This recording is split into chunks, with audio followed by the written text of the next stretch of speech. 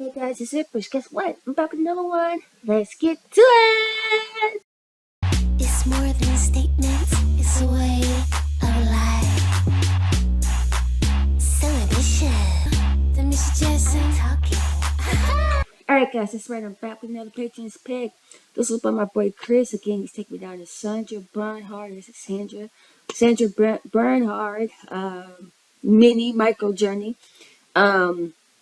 It's kind of fitting in regards to my Madonna journey. So we're here. All right. Now again, let me just preface this. I seen two of these videos before, right? Boom. I'm not of that era, so some of the jokes just might not translate with me. But let's see. Let's try this out. You know, normally I feel so centered on stage, and tonight I just feel really off, kind of all over the place, really vulnerable. There's something bothering me for weeks, just gnawing away at me, and I'd really like to be able to tell you about it, but, you know, maybe I shouldn't talk. Well, I'm not sure if I should. Well, I guess I'll just take my chances. I am obsessed with Stevie Nicks. Okay, shout out Stevie Nicks. I met her recently in Phoenix, her hometown, after a concert. I just went backstage for a minute to say, God bless you, Stevie. Thank you for all the joy and inspiration you've given me, and please don't ever stop. She said, oh my God, I've been dying to meet you. Don't go anywhere. I want to read your tarot cards. Well, she was right in between encores, and she said, I don't want to go back. Let's leave now. It happened really fast. We went back to her house. I just want to close my eyes and try to visualize it for you. She had all these Tiffany lamps with antique scarves thrown over them, casting these medieval shadows all around the room. It was bewitching. And she was the perfect hostess. She served me brown rice and tofu. And we went down to her wine cellar, which was empty, with the exception of some French light wines, which she drank 2 or 3 bottles, and I sipped carefully throughout the evening. Then she just kicked off her platform boots and sat down at the piano and sang every song she'd ever written for me. And she did poetry, really beautiful stream of consciousness poetry. And then we took some old pillows and threw them down in front of the fireplace and tossed in a couple of Presto logs. And we started talking about being women of rock and roll, about being on the road, the sleepless nights, the shitty food, all the men who had fucked us over, the friendships that get started and don't have anywhere to go.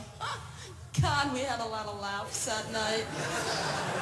And I really opened up and revealed myself to Stevie like I'd never done with anybody before. And dawn came much too soon, as it always does in those situations. Curse the light. I said, Stevie, honey, I know you're burned out. You're back out on the road, so am I. I'm going to get out of here and let you get some sleep. And she didn't even say anything. She just took her shawl and enveloped me in it. And we stood up as one. And she started spinning me around the room like a gypsy, like Rhiannon. Faster and faster. I said, stop it, Stevie, I'm going to faint, I'm going to lose it. She goes, Sandra, I want to connect with you on this level. I want you to feel every time I move. And she spun me over to the door. And just as I got my equilibrium, she put both hands on my shoulders, looked me right in the eye and said, Sandra, I need you to be my friend. I said, Stevie, nothing would mean more to me in the whole world than being your best friend. Except maybe being best friends with Ann and Nancy Wilson of Heart. Shout out to them girls, she called okay? me a cab. She took $12 out of her carpet bag purse, put it in my hands. No questions asked. Do you know that image will haunt me forever? We walked outside together and I got in the car really fast, rolled down the window and grabbed her hand. I was so scared to let go. But I drove off into that dawn knowing that I would be in Stevie Nicks' life forever. Well, I just came here to tell you tonight that it has been 6 months since I heard from her.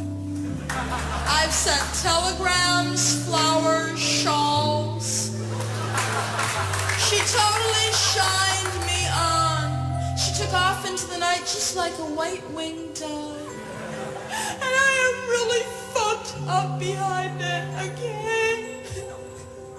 I mean, I would love to tell you about my unique friendship with Belinda Carlisle. But let it suffice to say that heaven is not a place on earth. And I'm mad about you.